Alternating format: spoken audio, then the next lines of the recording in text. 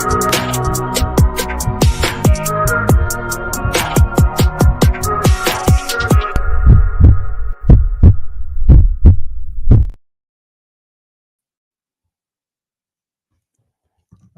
supposed to be on here. I don't know why I'm not going on stage.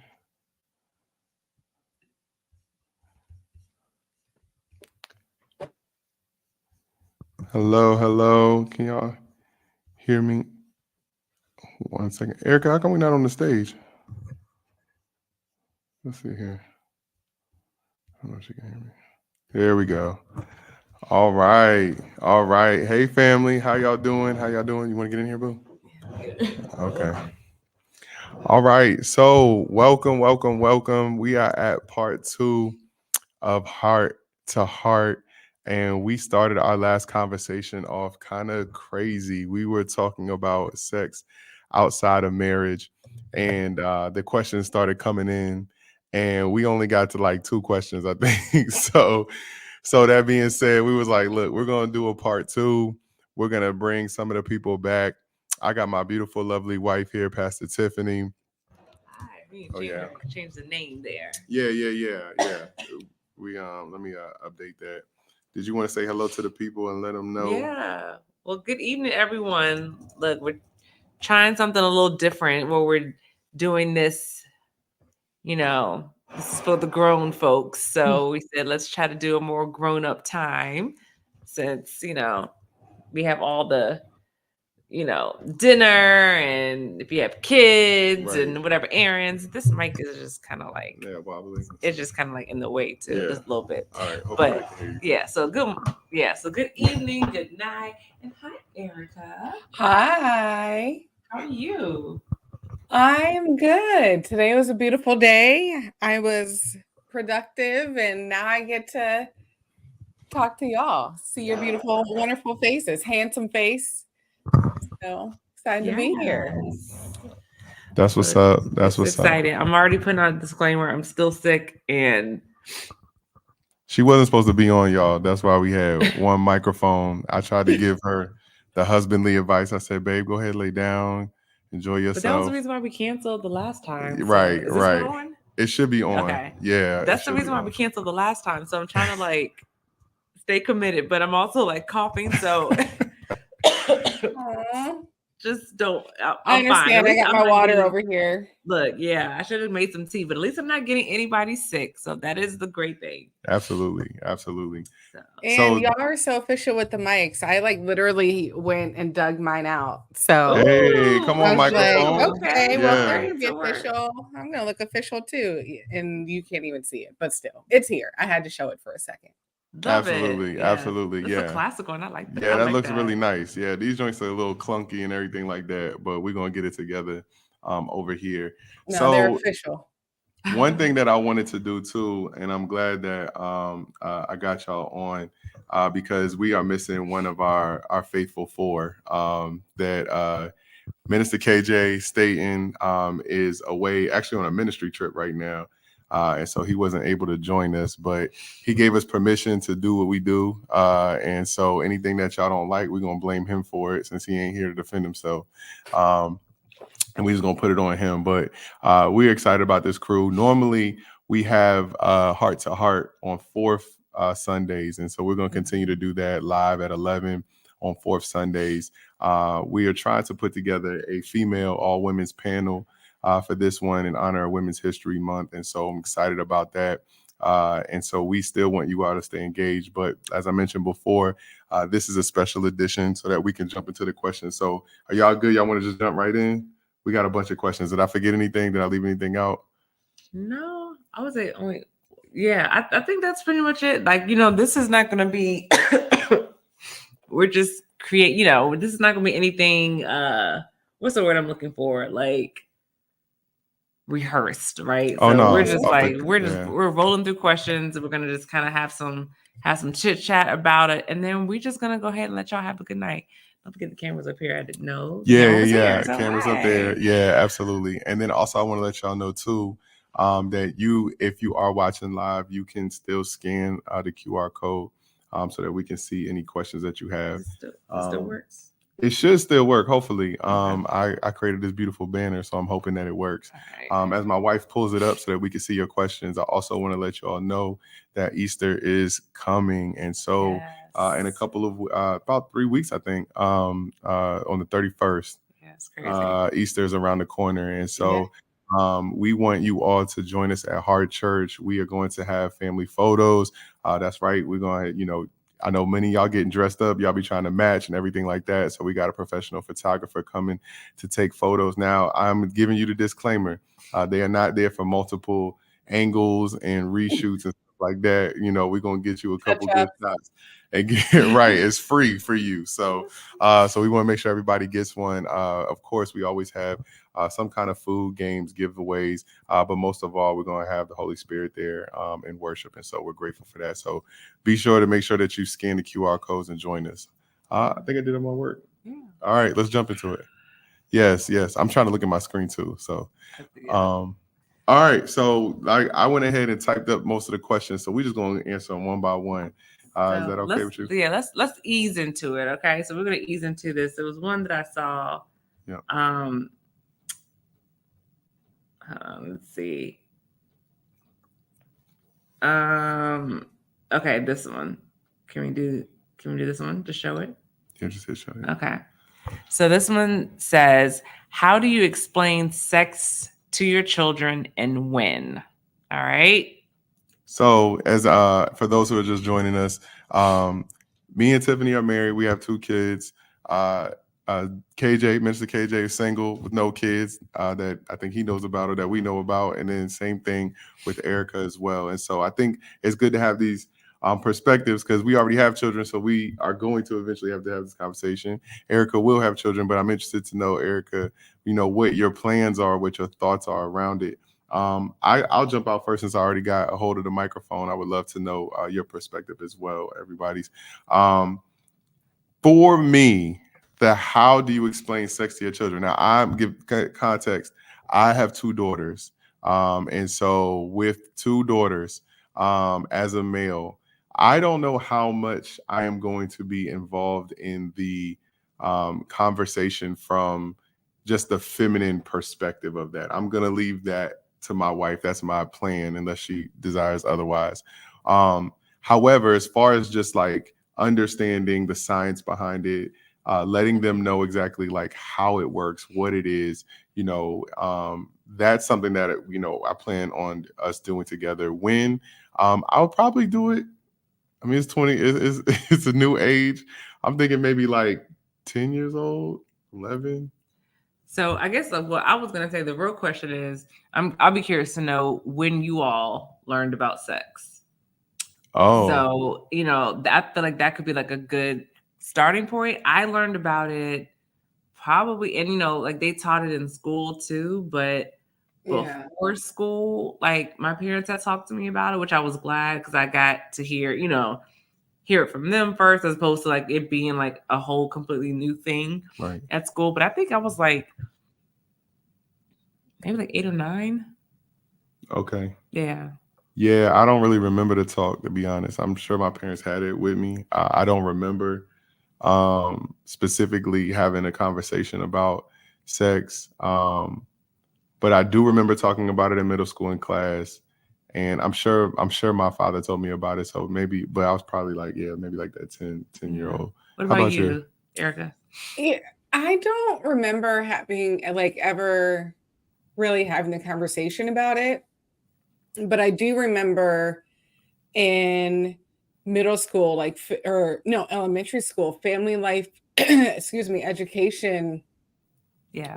It wasn't about sex, but it was about what to do if someone made you feel uncomfortable, like uncomfortable touching your private parts and that. But I don't think it was until maybe middle school, and I'm pretty sure my parents left it to the schools. I don't want to do it that way. I do not want to leave it to the education system. Right. Years ago, I saw, maybe it was a TED Talk or a conversation of like having those conversations. Right. So that your kids are already aware and can, so that you're not playing defense, but you're playing offense. Yeah. So not trying to like fix what they've been exposed to, but make sure, like, ensuring that they're exposed to it in an understanding, in a healthy way, so that they, like, you're not combating the enemy. You're like, you've already prepared them for what's to come. Yeah. Right. Because they're going to hear about it, unfortunately. Yeah. But Yeah. And so that's what I was going to say too, because I think there is a physical side to the conversation, and there's like an emotional, spiritual side to the conversation that I don't know. I mean, I'm sure maybe not all of that needs to be balled into one conversation. They may not even fully understand the ramifications emotionally and spiritually at the same age that they are okay with understanding the physical aspect of it. But I do believe that all of that needs to be discussed. And so when we talk about how, I think just like we would probably approach many other things, one is I want my daughters to be able to have a sense of the responsibility that comes along with it, have a sense of the potential consequences and outcomes that come along with it. I just want them to be as informed as possible, and I don't want them to have to find out. I know that sometimes we do that, we find out the hard way, we choose that, but I want them to be able to get the real. And so even if that means having to share some personal experience, not like in detail, of course, but just being like, I think growing up, I don't think my parents, and this is not no knock on them, I think it was just a generational thing, didn't really share a lot of their personal experiences and what they went through. Like, yeah, I was with someone that didn't call me back. I was with someone that did this, or I had a scare before, or you know what I mean, had to take a Plan B pill or whatever it might have been, to be able to kind of like let them know that it's really real and it's not just fairy tale. So I think, just to kind of sum that up, I think we can just, it's kind of like whenever you're comfortable with it, just right, knowing that the school system, they'll probably teach them.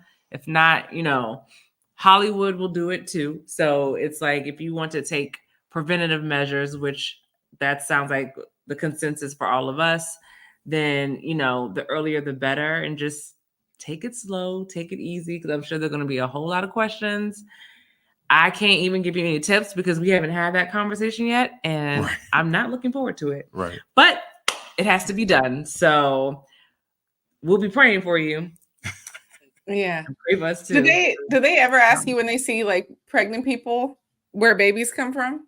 We just say from heaven, like right now. Like we've always said, I don't know how I'm gonna answer like, that. they'll be like, like we were in mommy's tummy, and before then we were in heaven. I was like, yes. Yeah. Yeah. I definitely yeah. We'll cross that bridge when we have to get there. Right. So all right, let's kind of jump through some of these other questions. So there's one. Let's says. Okay, hold on. I don't know this. Maybe let's try this one, but I don't really know. It says, okay, sorry, I was reading it wrong. Does the Bible mention that sex is intended for pleasure in addition to being reserved for husband and wife? So I hate making statements like the Bible doesn't say, the Bible does say, because like the Bible's vast. I have not read it all. If I have, it hasn't been sitting down reading it all. So I can't say 100% for certain. But I have read, like we mentioned in the sermon, in Song of Songs, it talks about the pleasure of sex. So that's directly, it talks about how two people are enjoying the activity of sex. And so it's definitely in there.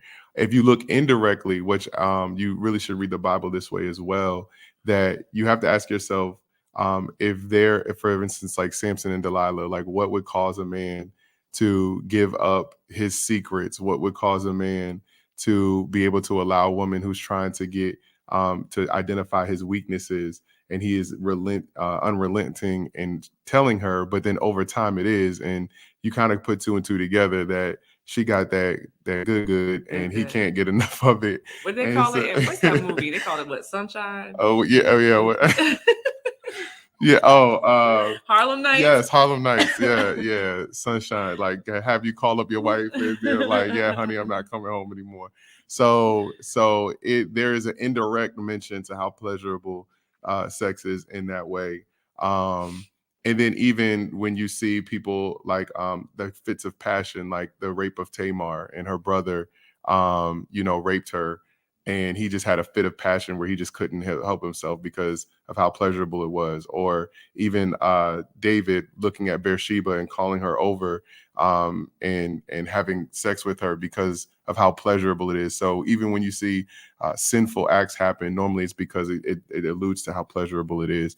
As far as being reserved for husband and wife, I have not read specifically the words that it is only reserved for husband and wife outside of Paul's mention of it. So Paul does detail in his household codes in the New Testament. He's telling people that it is for married people, and if you have such a burning, then you need to just go ahead and get married because that's what it's for. So it is detailed by Paul.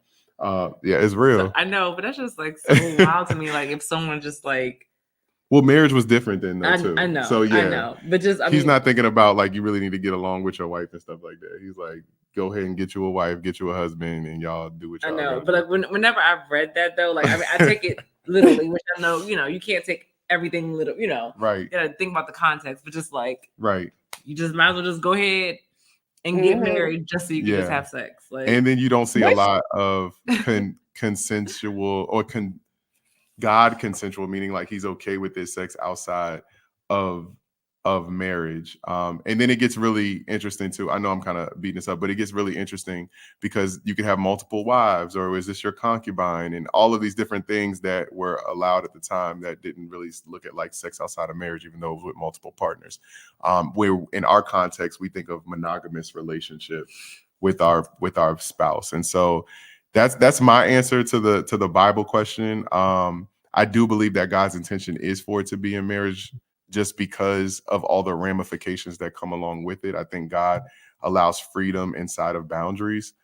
So even when he establishes covenant with the children of Israel, he's like, you can be as free as you want to inside of this boundary. You can eat from any tree you want to, except for these inside of it. Like, so he's always establishing boundary and then freedom, not the other way around. So, but yeah, to answer that question, y'all can definitely tell me. Well, yeah, because I'm gonna make sure we're like keeping moving through these questions and stuff too. But I'll say this: like, I just, as you were talking, I thought about something, and and like, I definitely have not read the Bible through and through, but like the way you were describing like the pleasure, right? It was like definitely from like a man's perspective, for sure. So I mean, I would be curious, like, just I feel like a whole nother version of the Bible needs to be made, like created anyway, just from more like of a woman's like POV. Like, but I would be curious to see how the women felt about it, or like how their account was. You could now it's not the actual writers themselves, but I would encourage everybody, especially if you're interested in that, to go find female commentators, people who have wrote biblical commentaries as females from a female perspective, especially a Black female perspective, which takes into account a lot of interpretation of text completely differently. Yeah. So you definitely do that. Yeah, that's good insight. Yeah.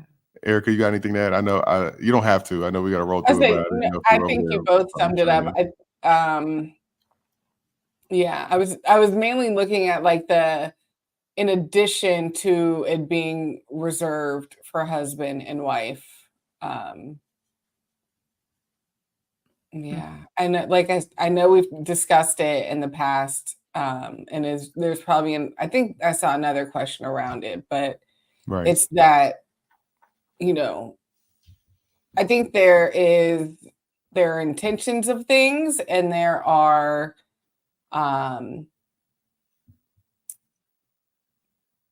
like God is an intentional God. So I don't think that it's by accident that it brings pleasure.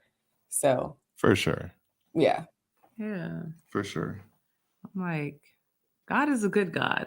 Yeah. Absolutely. Yeah. I don't think he wants us to like completely suffer here on earth. So it's like we gotta throw in some Absolutely. Mhm. But it can also bring destruction if Right. it's not within the bounds. As does everything. So Mhm. you think like God always wants us to live with margin, meaning like he never wants us to live all the way up to the end. So enjoy 90% of your money, give me 10%. Mhm. Eat to your fill, don't overeat. Like, you know what I mean? Like there's this thing of like leaving margin, like have great sex, just don't have it with anybody, everybody, no matter when, no matter where, because now you're inviting, like whenever you don't leave margin in your life, like that's where you basically remove all the boundaries, and then you can become consumed by something. So you don't have it, it has you at that point. Yes. So anyway, All let's right. go. Yeah, we may not be able to get through all these, but we're gonna do our best. Okay, so this one, what is God's intention for our lustful thoughts and feelings? You already got the mic, you might as well go No. ahead. Do you have any thoughts, Erica? For them to be brought under control. And I'll have to pull it up, but it is it's the verse. It's about bringing everything under the subjection of the Holy Spirit. I'll find it. So I don't think that the intention is for us to never have lustful thoughts and feelings. Oh, I see how you're reading it. I got you now. But for them to be there, but also for us to exercise control of them. Got you. Did I read that question different from y'all? No, that's what I love about it, because when I read it, I read like, why did God give us lustful thoughts and feelings? But it sounded like you were answering is what does God want us to do with our lustful thoughts and feelings? So I guess it's like a both and kind of thing. Yeah. Yeah. I mean, we have lustful thoughts and feelings because we're human. We're people. But why? Like that's like why? Yeah. I think that Like, God. So Erica answered the other side. Like, what do you do with them if you're not allowed to act on them? Bring them under subjection with the Holy Spirit. The Holy Spirit will give you power to do that. I think God gave them to us so that we would act on it. Because if his desire for us is to have sex, especially in a certain type of relationship, what's going to make you want to do that? Like if I want you to make sure that you stay connected to your spouse, if I want to make sure that y'all are fruitful, if you can't, in that way, if it's conception, even if you can't conceive, how do I keep y'all together? I want to give y'all a desire for one another, a desire for something like sex. And so I put that in you as the same way I gave you the parts for it. I want to give you the desire to use them. But then, I mean, I have questions like, ask them. like why? I mean, we're supposed to be answering, but like, right. I mean, this is a part B. That's all. It's like, why? Then why not give them to us at a certain age? Like, why give them to us when we're, teenagers? We're, hormonal and like all of, we're feeling new feelings, right? Like, because like when you're a kid, you don't feel those type of feelings, right? Right. And then, as you get older though, and you grow and you mature, like you start to, okay, wait, I think I like him. I used to not like boys and now I like boys or like whatever. So it's like, why? So why do you give them to you? But are all of them coming from God?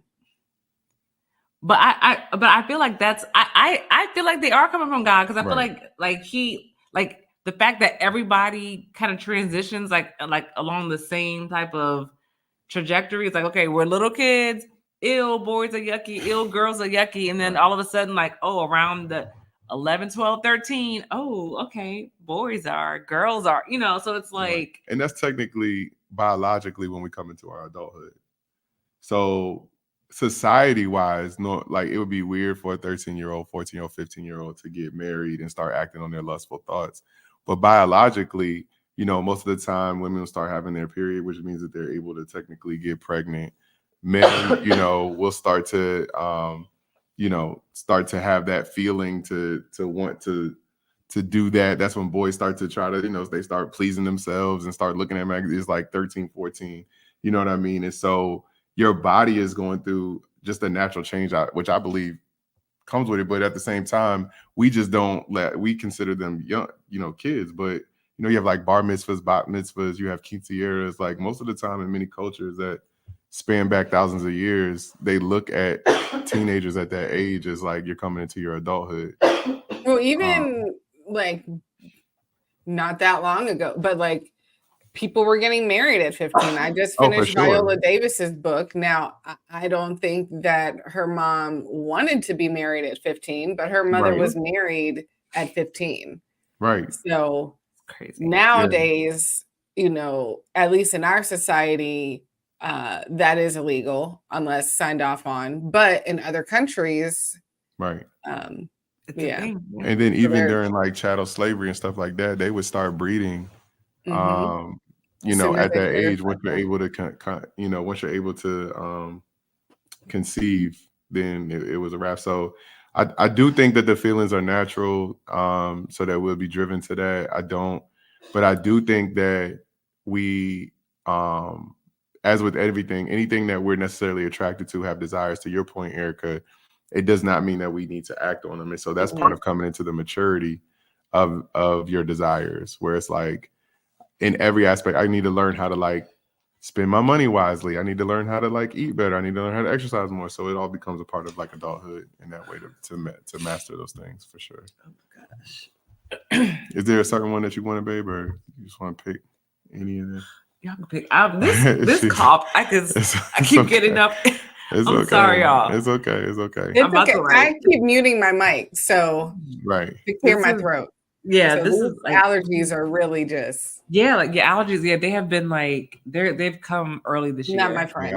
Yeah, I'm hacking. Okay, so this is one that we've actually discussed personally. Because Tiff be advocating for y'all, just so y'all know. Like anybody, she be every time we have a discussion on whether or not I be praying. Sex is okay outside of marriage, stuff like that. We don't have that conversation often. This was just for getting ready for this. She was like, but what about like, what am I just supposed to never? Like, it was just kind of, Yeah. So actually, I will admit, this is my question. Okay. It sounded like you. Good look, and I put married yet. I put it in all caps. You're right, and I typed it the same way I saw it. And obviously, this is not me, but I'm asking because I know so many women who are in their 40s, even in their 50s, and it's like, okay, like they're not married yet, and they're still waiting on God, to do what God does, and all right, husband, show up, and then it's like, okay, so what if, right? Right.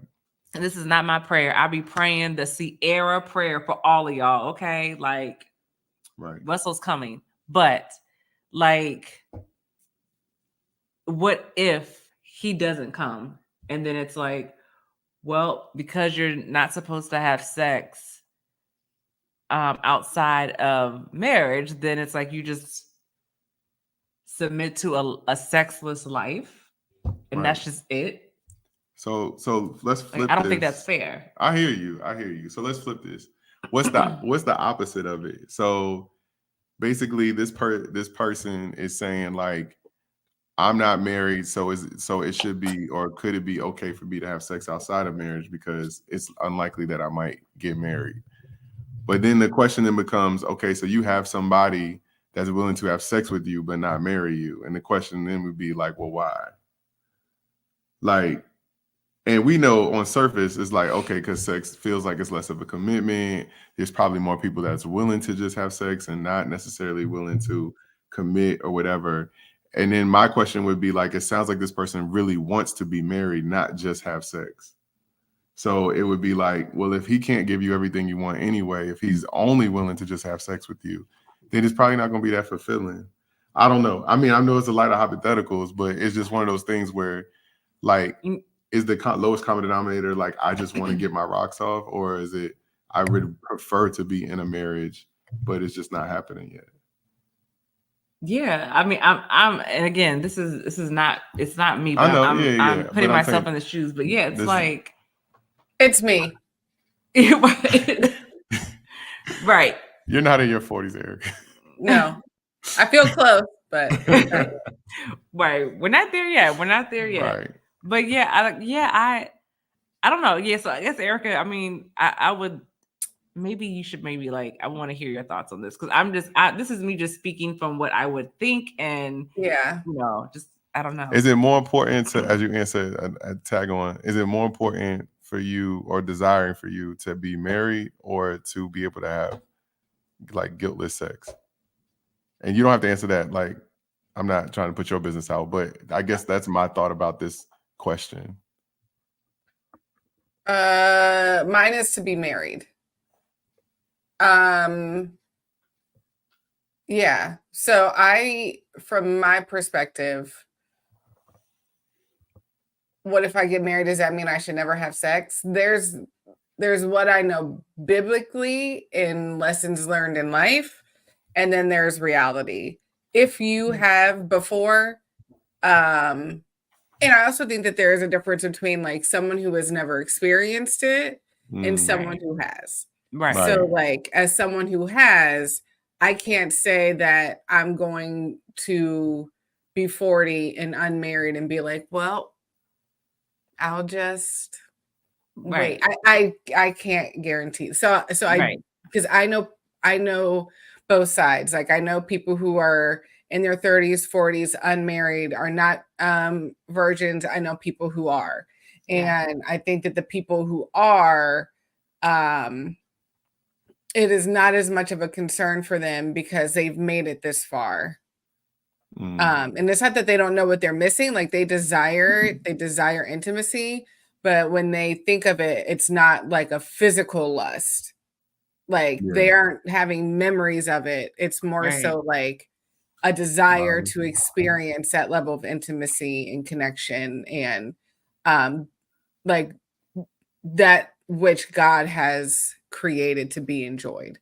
I would say if you know when you are with someone who doesn't mean you well, period. Like, so I'm not saying, yes, you have to wait forever. But I am saying that whether like you have to make sure that you are not doing yourself harm. Like in all things, you have to use discernment. So I can answer this question for myself and I can say, here's what I think, but what it really comes down to is discernment. Like there are people where I knew God said absolutely not. And I was like, oh, it'll be all right. And it wasn't. So like you have to use discernment in all things. That's good. So yeah. I feel like I rambled a little bit, but no, you didn't. No, it was an honest answer for sure. No, no, and I appreciate it because like I said, I just I agree with you with those who have not had it. Like it's you're longing and desiring and hoping for just this love, like just the whole package, the whole it's more cerebral. Yeah, it's more like happily ever after type of thing, you know. And I would even say it's kind of like even like when like you're dating too. Like I remember like being a teenager and never having a boyfriend, right? But I remember seeing stuff on TV and I'm like, oh, I can't wait till I get to do this and go on dates. And then it's like, okay, once you do, and then you're like, okay, like can we just like skip to just the, because like you already kind of know. So like that I get. I just But I think it's real. Yeah, absolutely. I'm just trying to imagine myself as a woman, like knowing like, okay, if I'm at a certain age, like not that you like there is faith, right? Like you gotta hold on to the faith because like I believe God, I know God, I see him doing for others, what he do for others, he's gonna do for me. But it's like the reality is if I'm like, 56, my chances it's still a chance, but it may not be as probable as if I was 36, like to get married. And then it's just like, I'm just going to take a vow of celibacy and just, I don't know, even at 36 and just, I mean, look, but see, that's why I feel like it's like defining, it's like, is your desire to be married or is your desire to have sex? And those are two different things to me. And I'm not saying you can't desire both, but I'm just saying like, if my desire, if I'm just fighting this thing about sex and I'm trying to honor God by trying to get married to do it, but I really just want the sex, then like marriage is going to be hell on earth for you. It's going to be destructive. It's going to be, you really just want to be single and have sex. And I'm not knocking that. I'm just saying, but if your desire is to actually be married and you're settling for just sex because that's what you can get, that's what you have access to, like, then you're not living your best life anyway. You're just, I don't know. I just feel like I feel like if you can't get what you really want, it's not going to be fulfilling anyway. And I think last thing I'll say is people often, and I'm going to say, when I say people, I mean society, get set, like they treat sex and intimacy like they're synonymous, and they are not. Right. So I think that many people are craving intimacy, and they've confused that with sex, but not sex doesn't automatically bring intimacy. So you can crave intimacy and build intimacy without ever having sex. And I think that is like the other misnomer or misconception, is that if I'm craving sex, like the intimacy will come with it, or especially as women. And that's just not, they're not the same thing. So to your point where you're saying, do you want to have sex or do you want to be married? I think another way to also look at that is like, what are you truly craving? And if it's intimacy that you're craving, giving yourself physically to someone, but not requiring them to give you anything more in return than the physicality of it, that's not intimacy, and you're not going to find what you're looking for in that. That's good. In the same vein, as Tiff picks out the next question, the same vein, marriage doesn't equal sex either.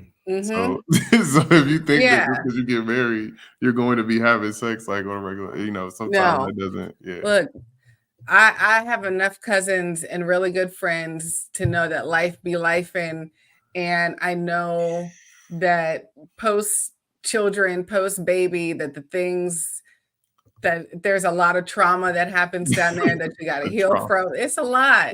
Right. It's post children. It's post. I think also is age too. You know, I think like, we getting older, we getting more tired. Yeah, it's true. I mean, but then but even that, like, even is like, are we getting more? No. Right. I'm never tired.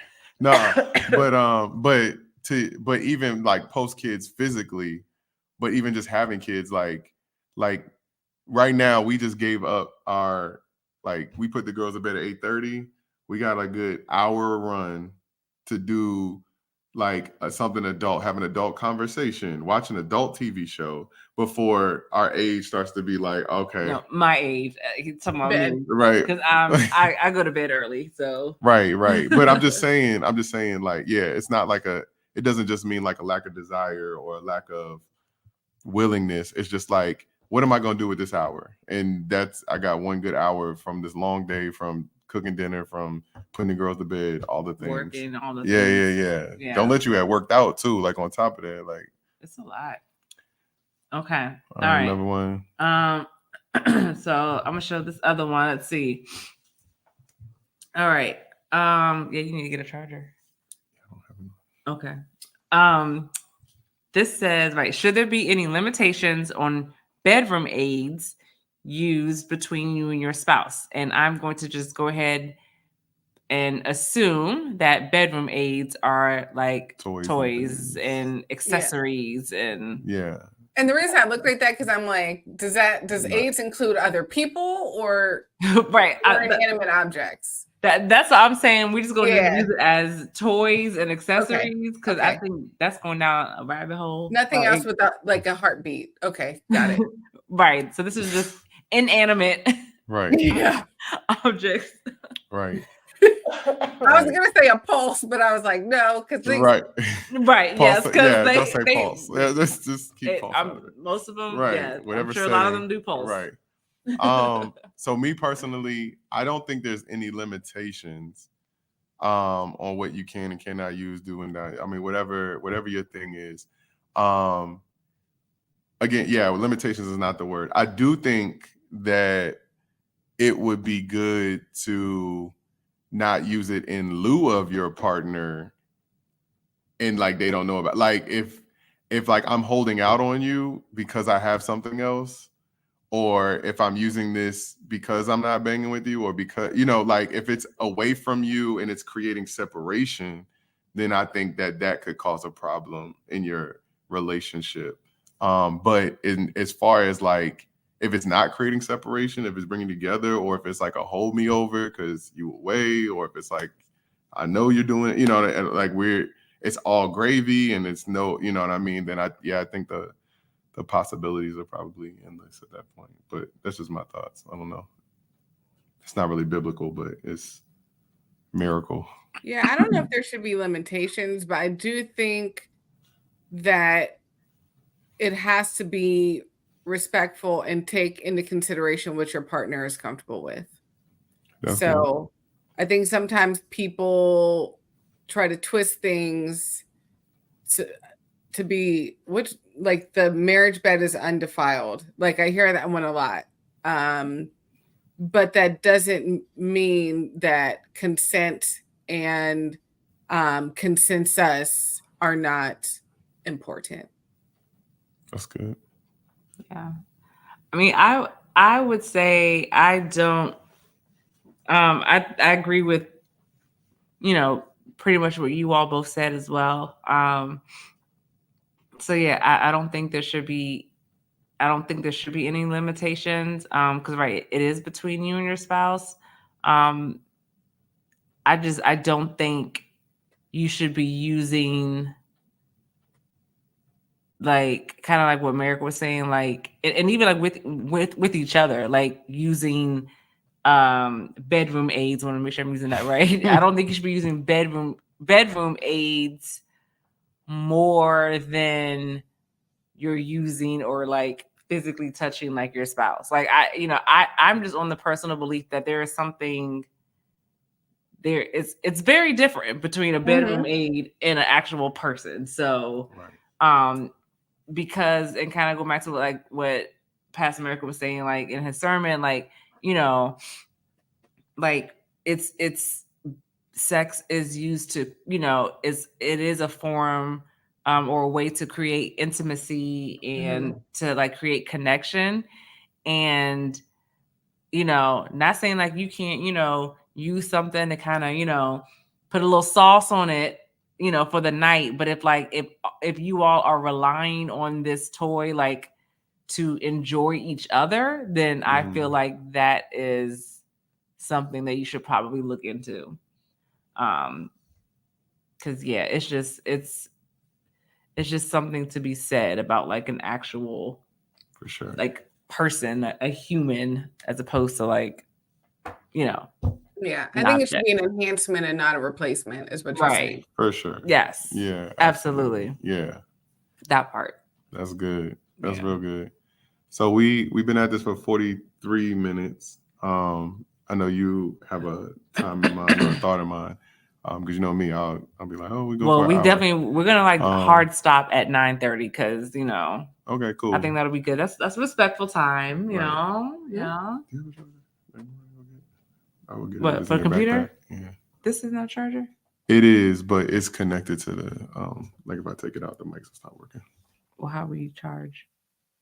This is for the light and the camera. Yeah, good point. Sorry, we're just trying to figure out our I hooked it up so that my computer won't be able to charge. But we're gonna go, and I think we're good. It's not red what yet. What percentage are you on? Would I just click on it? Yeah. 17. Okay, it'll be red in a little bit. Okay, well, yeah, right. we're gonna go ahead. We're gonna go. Yeah. We'll be fine. It can take us till 9:30. So. And if it just cuts out, then it's over, y'all. And we love you, and y'all have a good evening. Good night. And good night. Blessings. Miracles and blessings. Miracles and blessings. Okay. Oh, this is an interesting one. It's not so sexual. How important is it to keep discussions of intimacy just between you and your partner? What are the pitfalls if not? So I think this question is a little bit rooted in, I'm not gonna say traditional, but I don't know about y'all, like in most Black households, it was like everything, whatever happens in this house stays in this house. Family business. And family business. Yeah, that whole thing. And then inside of family business is marital business. Like what happens in this marriage stays in this marriage. And I've seen so many people crumble from within I've seen marriages look to us on the outside like, what happened? And all the while it was because like they didn't allow outside counsel, anybody to know what they were going through, to get other perspective. And so it's like this thing of let's just keep it between us. So I know the heart of it, and I agree with the heart of that message. Please don't run around telling people your business, especially people who aren't in a position to help you to solve the problems, who don't have a sense of understanding, who don't know you or your spouse that well, because they could be giving you general information when that doesn't necessarily pertain to your particular spouse. And so when we talk about discussions of intimacy, I would need a little bit more context to know what kind of discussions you're talking about. If you're talking about pleasurable discussions. Well, let's just say, since we're talking about sex, let's. I'm just saying, like, are you saying like, hey, me and my partner aren't our sex life is not that great, and you're trying to bring that up to somebody who can help you improve that sex life, then I don't think that that's a problem. Mm-hmm. If you are talking to your girlfriends or to your guy friends and being like, man, she don't even, like, every time she, bruh, it's whack. You know what I mean? That's not helpful to nobody.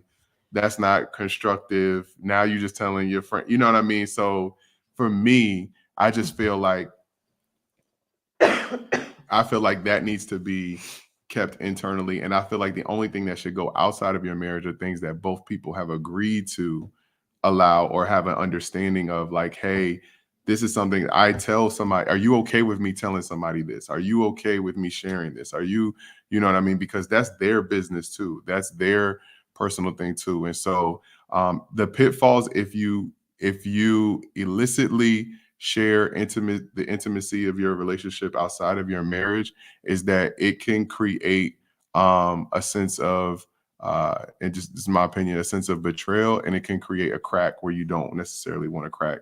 The question you got to ask yourself is, do I want it to improve, or do I want to get this off my chest? Do I want to make it better, or do I just want to feel comfortable outside of my relationship? And if the idea is to make it better, that's not going to make it better. So that's just my thoughts. Well, I mean, I would even say, because I'm not taking it aside from like it being like a negative thing, like about trying to improve something. Like, what if someone just wants to share because they're just like excited about stuff and everything is like is great and they're, you know, enjoying it and blah blah blah. I still think I agree. I think it's important to, you know, not go around kind of sharing that. Just because I think I mentioned something about it in church. I was talking about something else this past Sunday, but I'm like, you know, and I was talking about like two ladies specifically about like not really sharing all of your, you know, all of your personal business with everybody, because people take note of stuff like that and they will remember. You could y'all be out for, you know, going out for drinks or something, having a good time, like, girl. And then she's like, oh, okay. Oh, really? You know, that hasn't happened to me before. Maybe I watched too many movies or something like that. But I really do feel like that is a thing. I feel like, you know, the when it comes to sex, like, you know, within a marriage, it is sacred. It is something that, that should be between you and your spouse.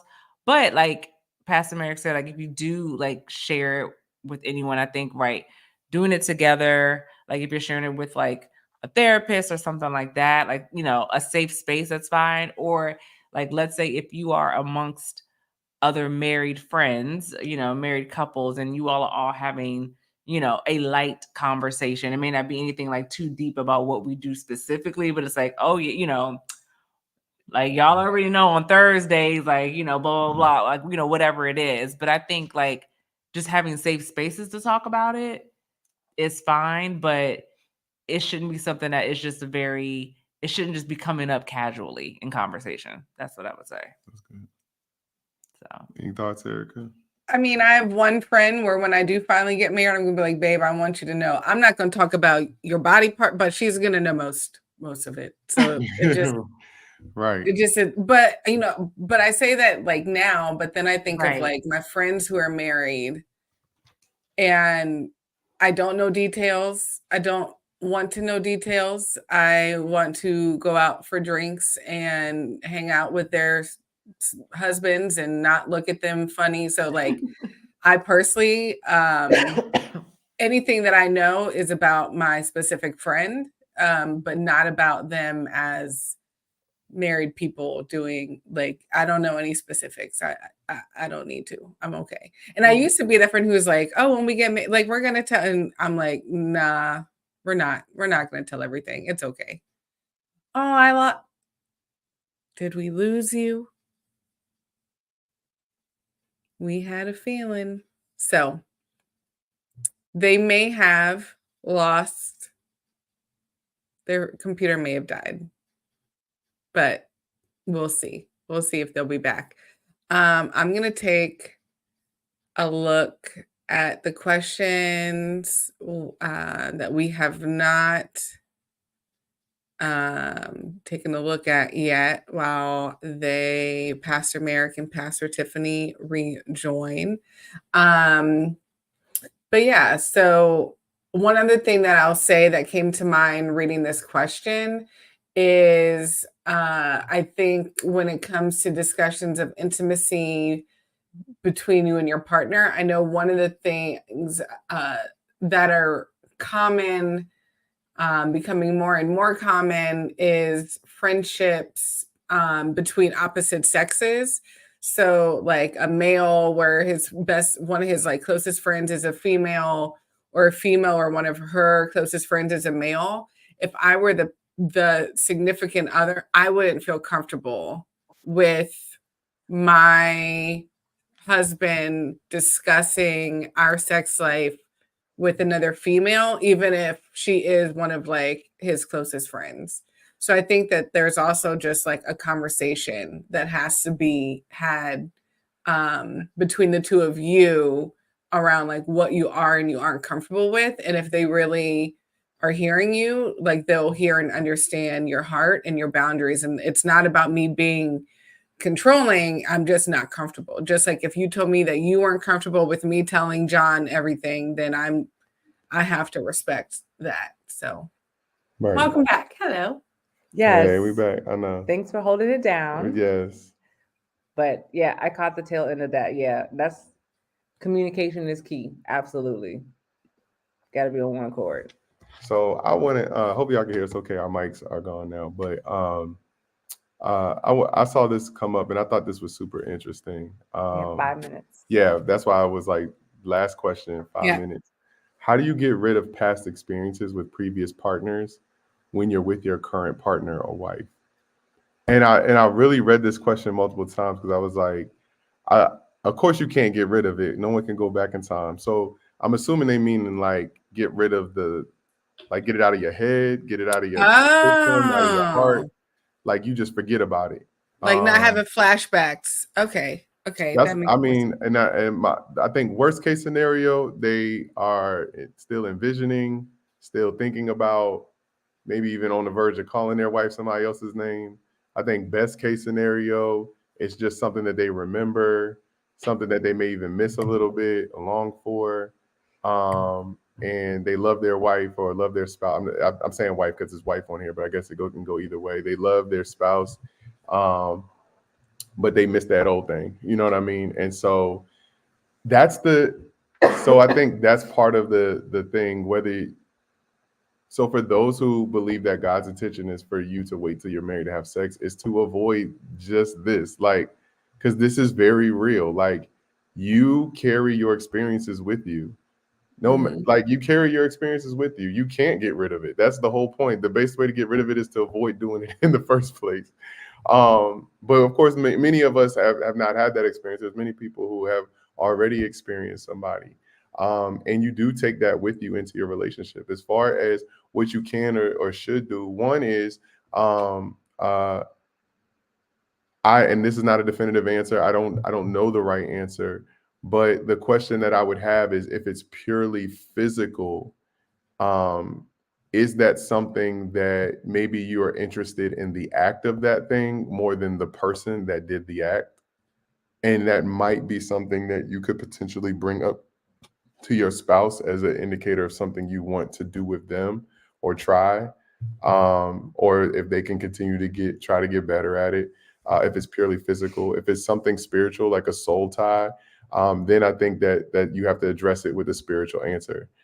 You need to pray about it. You need to seek counsel about it. You need to bring your spouse into it. Maybe not detail to them that, this is with someone like Yvette or something like that, but maybe it's more like, hey, there is something that I'm dealing with here, and being vulnerable and being honest, that I just can't shake. And so I'm gonna need, your help, power of the Holy Spirit, whatever it might be, and invite them into that space. I think anything that would keep you and your spouse apart is wrong. So it's not wrong in the sense of being bad, but it's not a good way to approach something. I think it's always about trying to invite your spouse into dark waters with you and trying to do that. And that's not easy. They may not, they may be like, what do you mean you're thinking about such and such? So I'm not saying that's easy, but I think if it's spiritual, you got to respond spiritually. And if it's physical, you still got to invite your spouse in to try to see if there's something that can be of interest to you. So I'm done.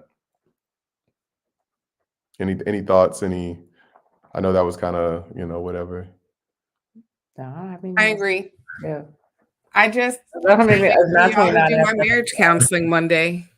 Huh? I can't wait for you to do my premarital counseling one day. Hey, I don't know. I might not be the one. Name. Right. Those who don't do it teach. Is that what we said? Right. Yes. Yeah. So what happens if you want that old thing back? You just try again. I don't know. All right, ladies. Well, we are at 9:30. I hope this was enlightening to some. As I mentioned on the first one, I didn't say it for this one.